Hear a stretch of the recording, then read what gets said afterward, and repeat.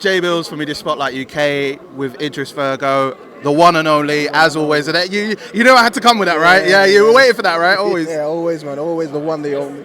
Well, we just seen you and Muhsin get into it. Like, talk to me, bro. Bro, he's an unknown fighter and he wants a bit of attention, you know what I mean? He's gone from I want to be a WBC champ, be fighting on Misfits. It doesn't make sense. Like, with these guys, they said they want to be champs. But then they fight Misfits, him and Tommy, it doesn't make sense. Because, I mean, like, you went, the last event was Mike Perry, this time Muhsin. Like, what's happening on your side? Because you're wanting the smoke, so it seems. I don't know what it is. I'm calling out these fighters, and some of these fighters don't want to accept the fights. And then fighters who are not in my weight classes are calling me out, and I'm like, if I was in your weight class, I'll take that fight. You know what I mean? I'll fight anyone, but yeah, it's just one of them ones, man. It's just baffling. They should make their mind up. They either want to be a Misfits champion or they want to be a WBA champion. Which one holds more value? In my eyes, I would say the Misfits champion is probably more fun and more value, but yeah. And that's hence why he's here, hence why he's on this scene, because he's realising he's probably better on the Misfits side of things and not being a traditional boxer. You know what I mean? So, but I guess it's like a similar way, like obviously for you that you've been in the pro scene and now you're in the influencer scene. Isn't that in a similar way that you're coming into influencer scene as something fresh for you to be a part of? Not necessarily, because I've never said I wanted to be WBC champion. I've never gone around saying I'm going to be the best in the world. You know what I mean? I've gone where the boat rocked. You know what I mean? And I don't know. It just feels like the orders copy and trace. You know what I mean? I'm out in this scene and I just want a piece of the pie. Like, yeah. So let me be. You know what I mean? Let me be the king. But if you want to face the king and try to dethrone the king, I'm working for any challenge. But at the same time, there's weight classes for a reason. If you could drop down to 175, then yeah, let's fight. But if you can't, then what's the point? I could see now he's struggling to make weight. His lips are dry. You know what I mean? And that's just a sign that he's water cutting. So yeah, this is one of them ones. And I saw like at the press conference earlier that AT was going around saying an open challenge, and he pointed at you. I'm guessing you wanted to come for his belt as well, potentially? 100%. I should be the champ. At the end of the day, I beat AT. I should be holding that belt. I should be the champ. So he should be fighting me next for the belt. But the problem is as soon as I fight for the belt and win and get that belt, who's going to try and beat me for the belt? You know what I mean? It'd be fun. Who could dethrone the king? You know, the street fighters, you got that fighting the character, you got the main boss. Who could beat the boss? So it'd be good if I get that belt and people challenge me and see where it goes. But oh man, it's a bit weird. It's a weird one. It's a weird one. It is a weird one. I mean, final thing from me, obviously supporting Armz, obviously his fight against Minicon. You've seen him go through the trenches. From your perspective, how ready is he? Because I know he's ready. He's a man of war. He's ready, even on stage. From your perspective, how do you see him perform compared to his last fight with Minicon this time around? It'll be a different result. I think Armz will stop in Minicon 100%. Thinking about he fought in Newcastle. He's technically kept in camp, ticked over. He's gotten stronger, powerful. He's sparring better people in camp. He sparred Matty Harris. That was Matty Harris is a legit pro. Big prop set for Wasserman.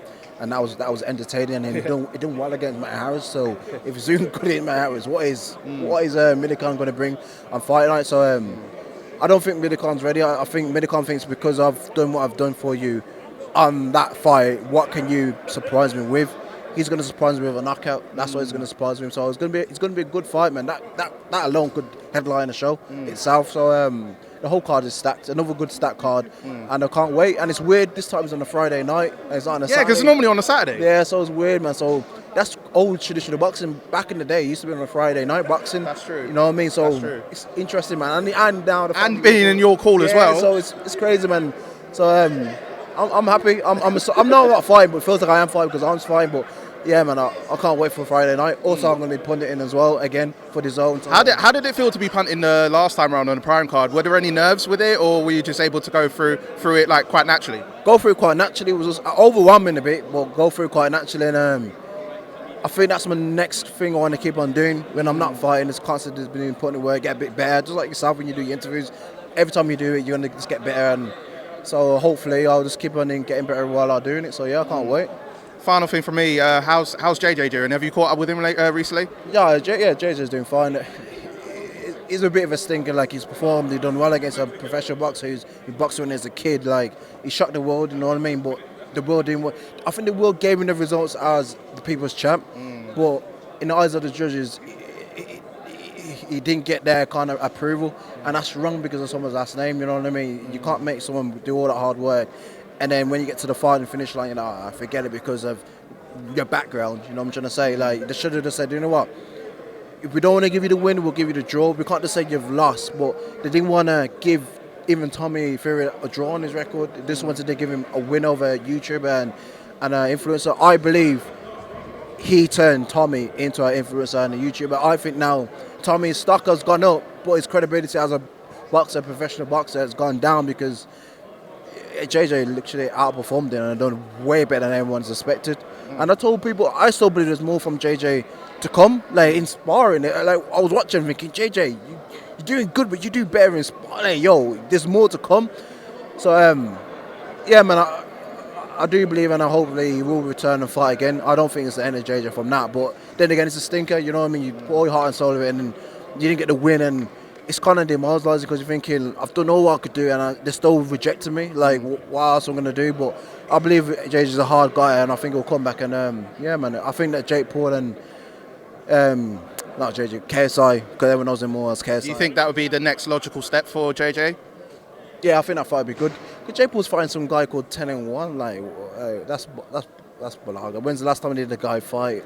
Like, that's just another, say, mess around fight for Jake Paul, man. He said he wants to be world champion, he wants to go for the best. Like, why is he fighting a guy who's, on paper, looks good, 10-1, but on fight night, I'm surprised. But I mean, you know, you could argue from Jake's side that he's looking at business in that way. But how do you see it in your perspective? If you were to, you know, choose your opponents or get the opponents that get given to you, from your side, as a business, like, how would you look at it from that perspective? Yeah, it's the right business move because he's gonna get his record's gonna be better. But you're talking, you want to be world champion, so you need to step at the level. Tim, he's false confident himself by saying he's stepping to the level, but he's not really stepping to the level. That ain't stepping to the level, really. You need to provide a legit pro who's been active, then you're stepping up the level. You can't say you find someone who has fought for years or X, Y, Z. So yeah. Well, I'm going to let you to it because there's a lot going on. But brother, always a pleasure to you. Suppose someone's kicked off with me yet. I mean, yeah. I mean, luckily you didn't get got too mad. You know what I mean? Yeah. Everyone would have been out of here still. I can sense it coming, man. That's what keep my eyes like, who's going to call me out now? Well, always a pleasure, bro. Oh, Sam, bro.